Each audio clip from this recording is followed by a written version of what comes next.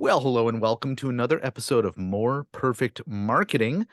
My name is David Baer, and I get kind of lonely around here being the only David, which is why today's guest I have selected is also named David. He's joining me from, let me use a little insider nomenclature here, the GTA. That's the Greater Toronto Area, for those of you who are not in the know. It's David Gilbert, who is a voiceover artist and I was going to say raconteur, but then I had to think to myself, I don't know actually what a raconteur is. So you may or may not be David. And if you can tell me what that means, more power to you. But David Gilbert, welcome to the show. Thank you. Nice to be here. What the heck is a raconteur? You had it mostly right. GTA, but it's not Toronto. It's Toronto. Oh, well, I'm sorry. You can tell if you're. It's like the movie The Man from Toronto. You could tell that they weren't from Toronto because they said Toronto and not Toronto. Well, so is it Torontonian or Torononian? I don't. Torontonian. Okay. Yeah, it's funny. It's Torontonian, but not Torontonian. That would be weird. It would be, and I don't know why we're even talking about this. This is kind of weird. However, what's not weird is something that I found fascinating when I first met you, and it's I think been over a year now that you and I have known each other.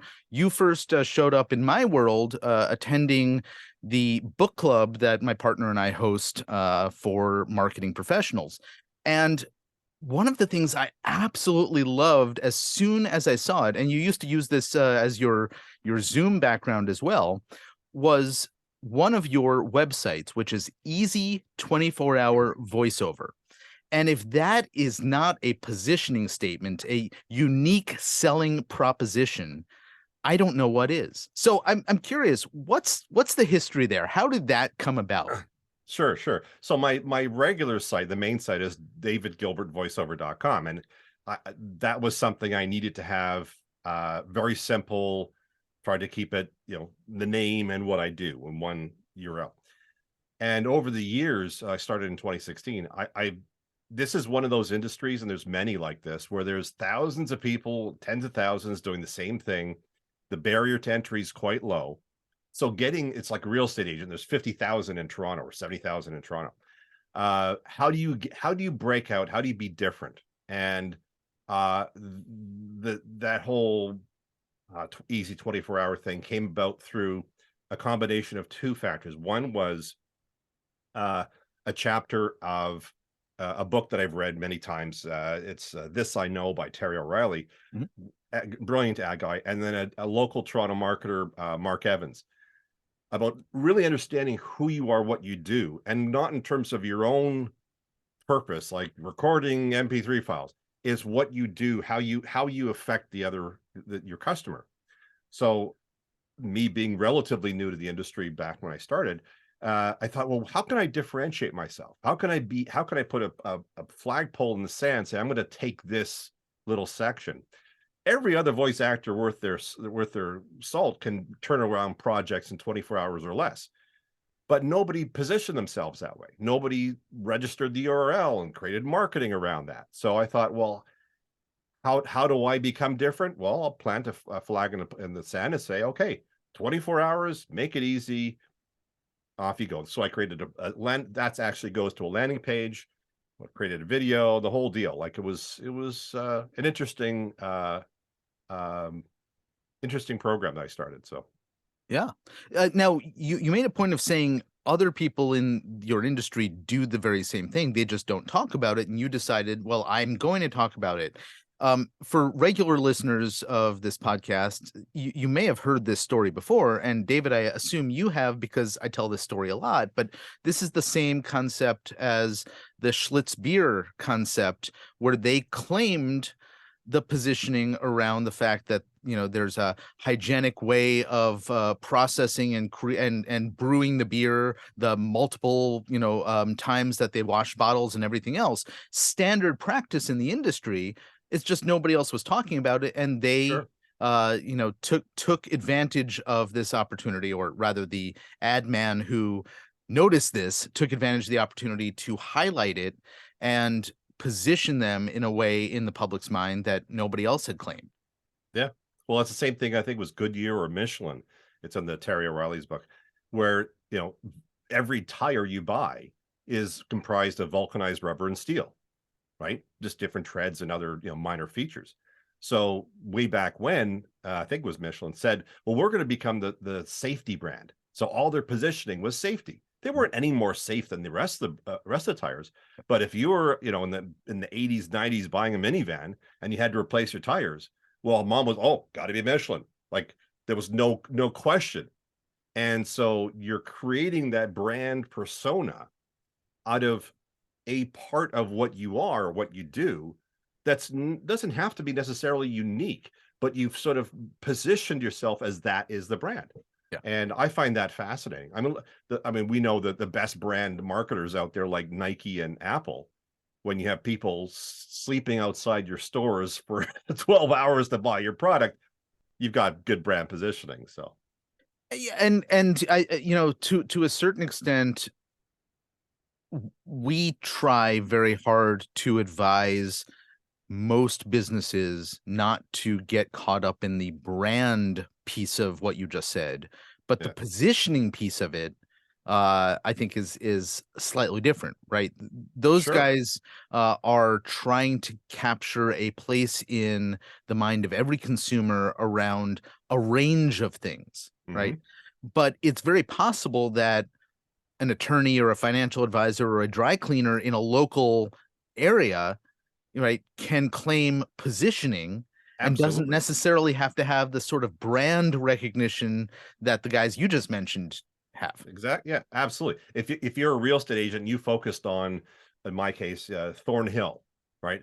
You knew every street, like you knew that area. Then of course that would be your positioning. 'Cause I'm the Thornhill retailer, realtor, because if anybody wants to buy or sell in that market and that specific geographic market, you're the expert. Mm. If somebody wants to buy in, Oshawa, another city, they'll go and find another agent. So specialization, as long as you have a big enough marketplace, then yeah, absolutely. Positioning, it's almost like what I say to many people about having that Emerald City, right? Mhm. If you don't have that Emerald City, where are you trying to go to, whether it's your business or your own personal life? You're never going to find that yellow brick road. You're never going to be able to reverse engineer that yellow brick road. So if you can figure out what that Emerald City is, how can you differentiate yourself from all these other people? If you're the only person in your trade market that does that particular thing, great. That's not realistic. Yeah. Um, but if you can find a way to leverage your unique qualities that people will buy from you because of what you do or who you are or what special sauce you have, right? All right, I want to shift gears a little bit because we've been talking about some really interesting generalist marketing concepts, and I know we're going to get back to some of them, but I want to talk a little bit about the work that you do and how it fits into the marketing world. Now, before you got into voiceover work, you actually were in sales and marketing professionally in other respects. These days, you're doing things like narration of content for folks who hire you, whether it's video or audio content. You're doing commercials, voiceovers, and here's the one that I like the best. You're doing IVR, or the phone system. And Yep. so, folks, if you've ever called up, I don't know, Cracker Barrel and been put on hold, it's very possible you heard David not just telling you that somebody would be with you shortly, but likely also promoting something that Cracker Barrel wanted you to consider buying from them. And so I want to enter into the conversation about the work that you do in this respect, right? There's lots of different channels in which marketing occurs. And you Oh happen yeah, to spend a lot of time in a lot of those lesser known and to a certain extent more known channels as well. sure. My tagline on my website is the voice of your business is my business. And that's broadly from voice and voice being your messaging. But if you think about how many different touch points you have with a company, from their phones, their websites, their YouTube channels, their social media, their brick and mortar look. I mean, there's so many different places where you can have a connection with the company, and having that cohesiveness of your branding, your messaging, and unfortunately, the audio aspect, your audio brand, for lack of a better word, you know, the Green Giant or NBC, ding ding ding, like those sounds. That's all tied into their brand. The Amazon Prime opening, and the Netflix dun, dun, when you call up a company, if the message on the system is completely off from the brand of who you are, right? Because you've got some, you know, the local store person or the medical office receptionist just record something, and it doesn't align with the company. You know, this is a perfect example of Disneyfication of it. Like, every little touch point is so important, because that's the first time you're going to hear something from the company. And if it's not, doesn't match with the brand, you're not going to connect. I mean, what I do is I help you connect the words to the audience. So if you don't connect to the audience, your marketing dollars are done, whether it's digital, print, TV, radio, telephones.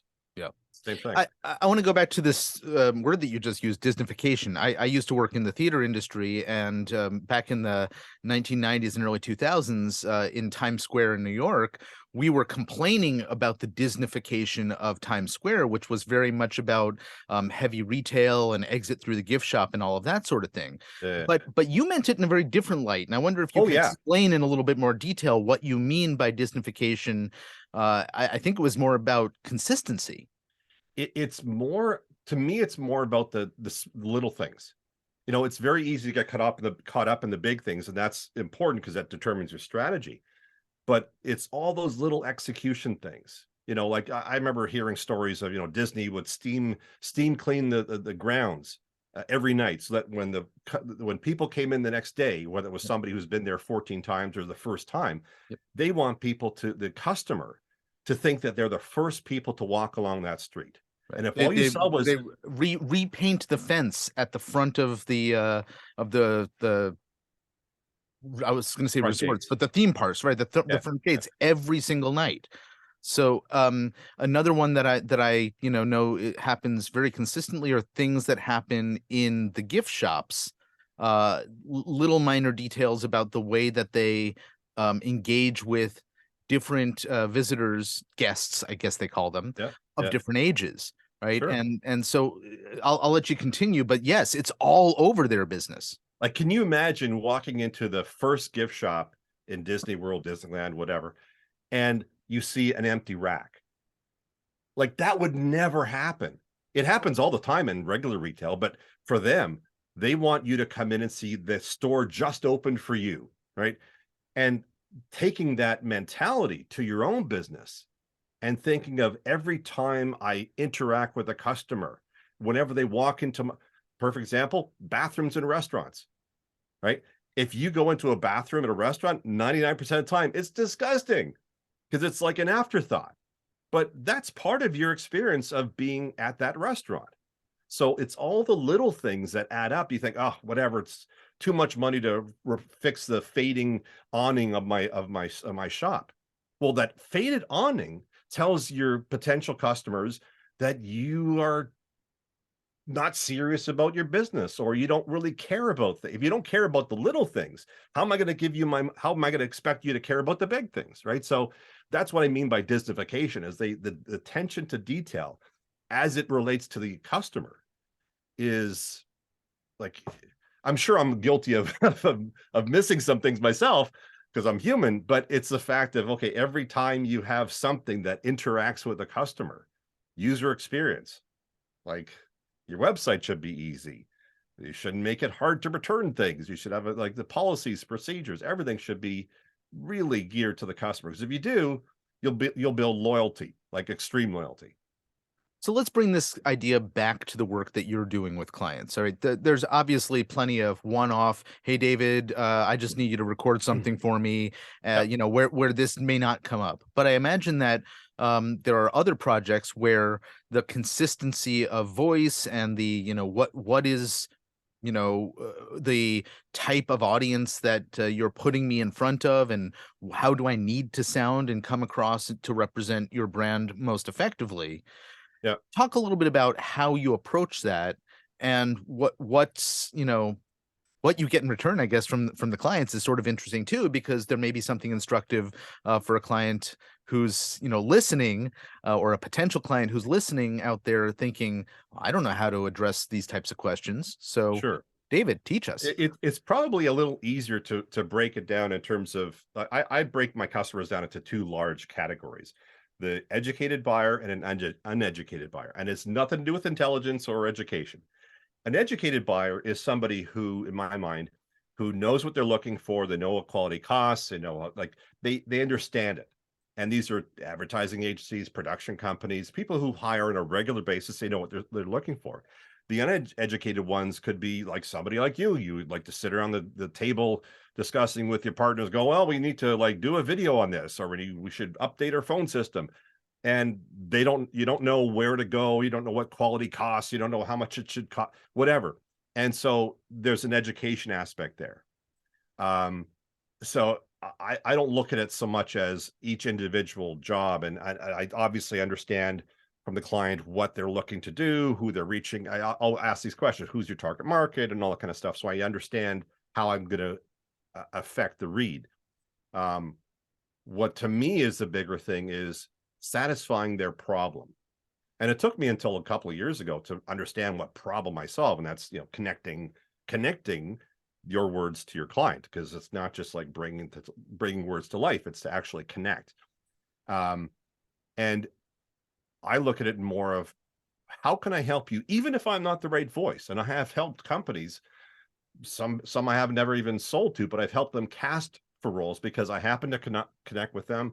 They want the customer, their end, the client said, oh, we want a female, we want French, we want whatever. I'm like, okay, I leverage my network. So it's about building that trust in their mind, so that, thank you so much, we really appreciate it. Next time we have something, you're top of our list. Like I helped them. Sucks for me because I didn't get the job, but I'm not thinking about it in terms of a job. I'm thinking about it in terms of clients, because jobs are transactional, clients are relational. So finding a way to help them make things easier, whether it's getting the audio back in 24 hours or less, or helping them with grammatical issues, or giving them something to think about in terms of, well, have you thought about doing it this way? It's more consultative as opposed to transactional. So I don't know if that answers the question. No, I think it does help in a great sense, because for many service providers who are hired for either their skill or their talent, right? Those are not considerations that most of them have. They're looking at, okay, how do I deal with my piece of this? I'm going to get in, I'm going to get out, I'm going to do the best job I can. And there's more universal consideration when you're approaching this. And I think that's important for anybody who's considering hiring, an outside service provider, regardless Sure. of whether it's voiceover or any other service, to make sure that they understand and appreciate the context of the work that they're playing a role in. Sure. And also understanding the context of the buyer. Are they a one-man shop, then they're just outsourcing this function, or are they one person in a large corporation? Especially for people who are just starting out freelancing in any field, they don't have that sort of business background to think, oh, I have to now have that personal connection with my buyer, but I'm also a vendor. I'm a vendor to this other company. There's purchase orders and invoicing, all the functional aspects that I think people forget about. And if you're thinking beyond the transaction, that's when you'll get to the point where you're actually going to see some traction with that customer, because now you're not just there to, hey, well, give me the money. I want to do the job and get on to the next thing. that's a very short-sighted, view of things. So Let's get into a little bit of the sort of the nitty-gritty of the work that you do and where the opportunities exist for businesses to utilize voice talent. sure. And so I sort of outlined the three areas that you mention or your highlights sort of at a high level on your Yep. website, which are commercial work, the narration, and the phone systems. But Yeah. let's dig a little deeper. Sure. So I sort of break it down into the external, and the internal for the most part. So externally, what would a business, and most businesses have employees and customers and whatnot. So there's external content that goes out to the world. So that would be commercials, YouTube videos, explainer videos, anything kind of like that. Then you have internal stuff, which is like e-learning, corporate videos, training, um, telephone system messaging, for instance.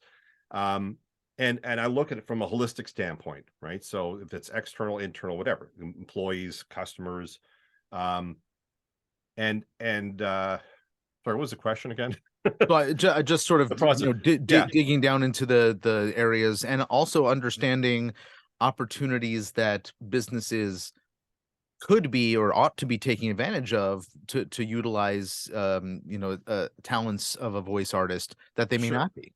sure. Um, so let's break it down by genre. So let's say, starting commercials. Well, chances are you're going to have a production company do that for you, or an ad agency.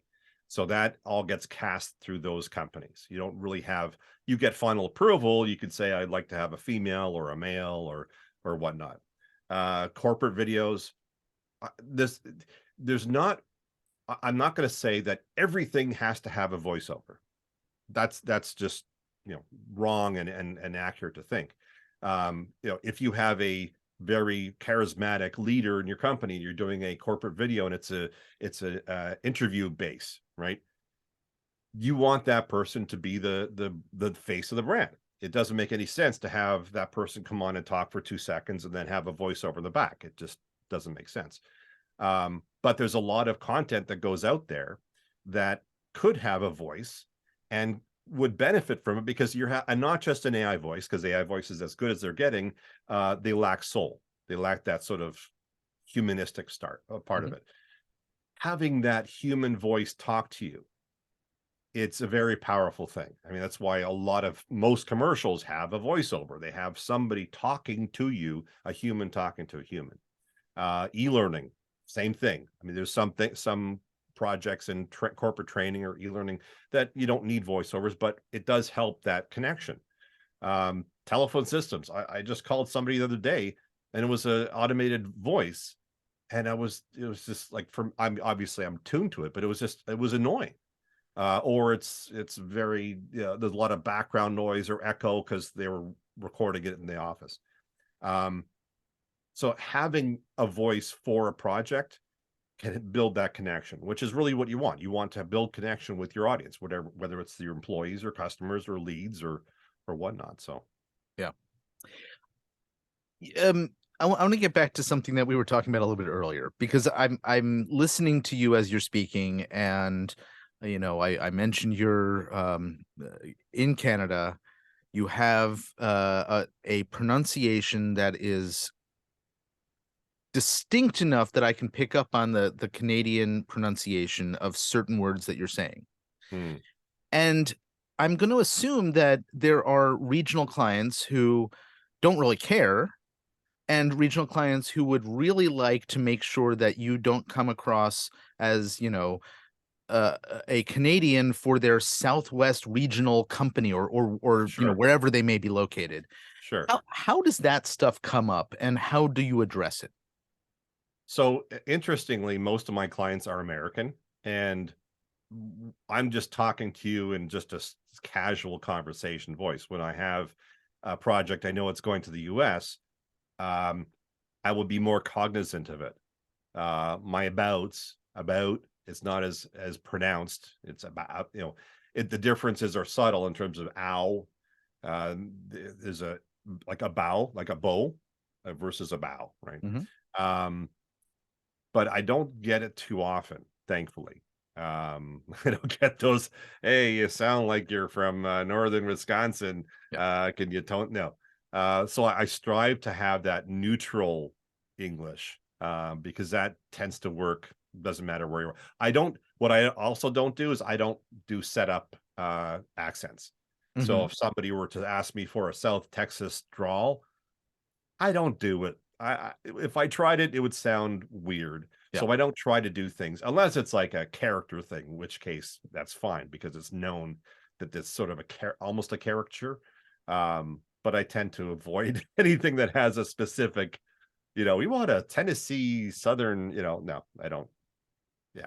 When you say neutral, I'm thinking back to the early days of Hollywood where they had all of the actors use a completely made up dialect, which I think they called it Mid-Atlantic.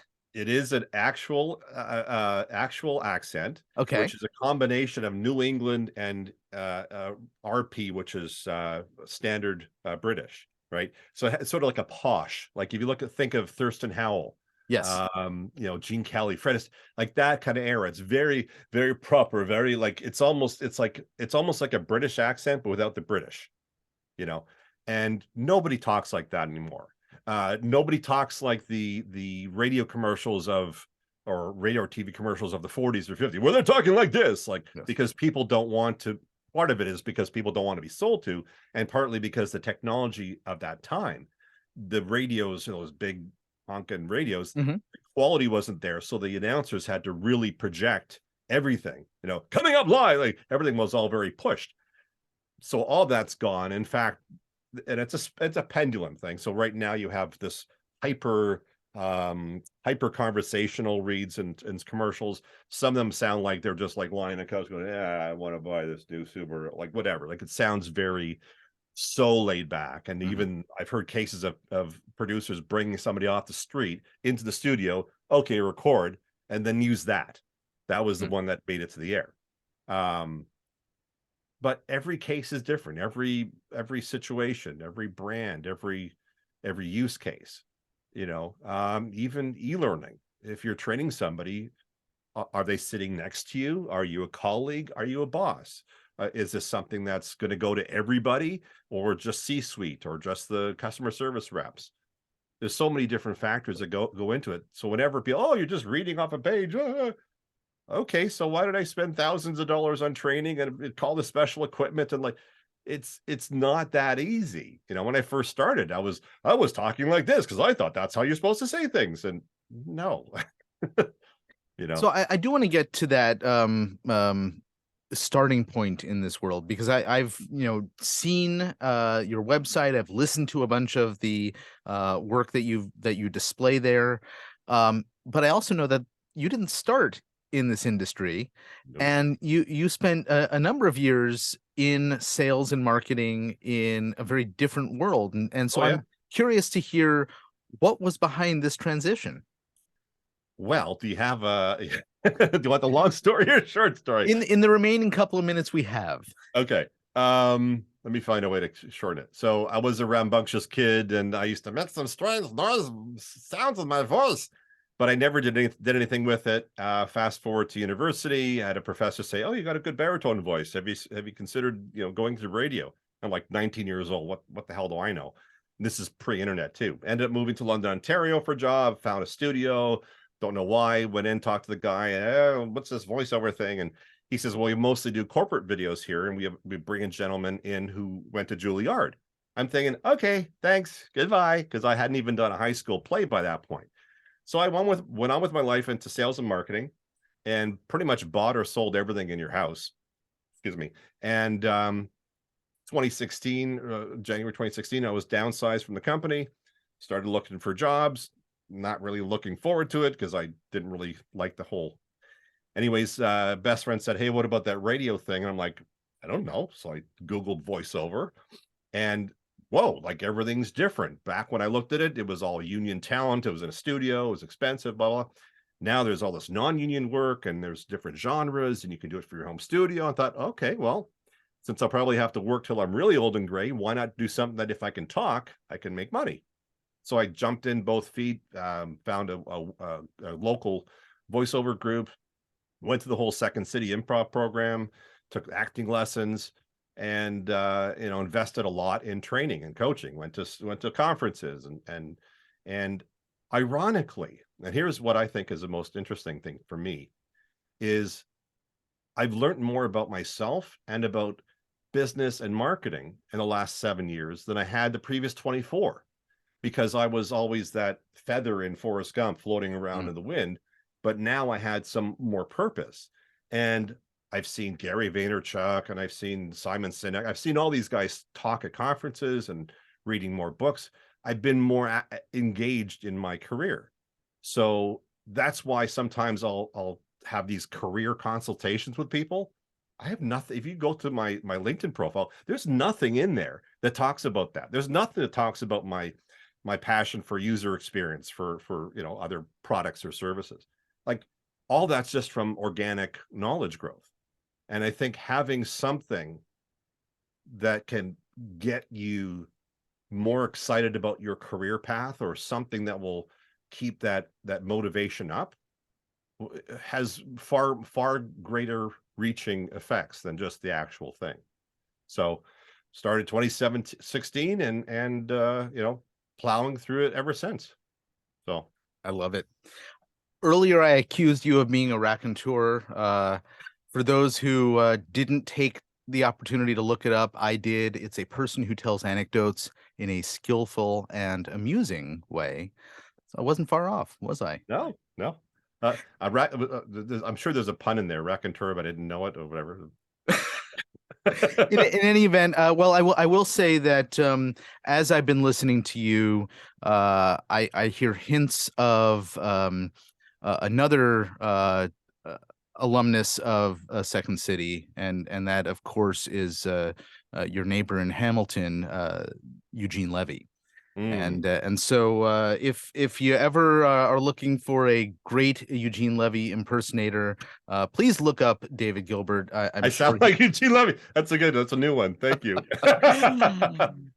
David, before we wrap things up, why don't we make sure that folks know a little bit more about how they can find you if they're interested in learning about your services? Sure. Easiest thing to do is go to davidgilbertvoiceover.com. I tried to make it as difficult to remember as possible. And you can listen to my demos, watch some work, you can read some reviews, and my contact info and 14,000 contact me forums are on there. So of course, I'm all over social and LinkedIn and all that fun stuff, but David Gilbert voiceover is the easiest thing to get me. So perfect. Well, we will make sure to have that link in the show notes, and I'll include a couple of your social media links in the show notes as well, just for fun. Hey, David Gilbert, thank you so much for hanging out and was my pleasure. Sharing so many wonderful anecdotes skillfully and amusingly. I appreciate it. Thanks for having me. Folks, this has been another episode of More Perfect Marketing. If you know somebody who could benefit from listening to this episode, and I'm pretty sure you do, please send them our way. In the meantime, we'll catch you on the next episode. Take care.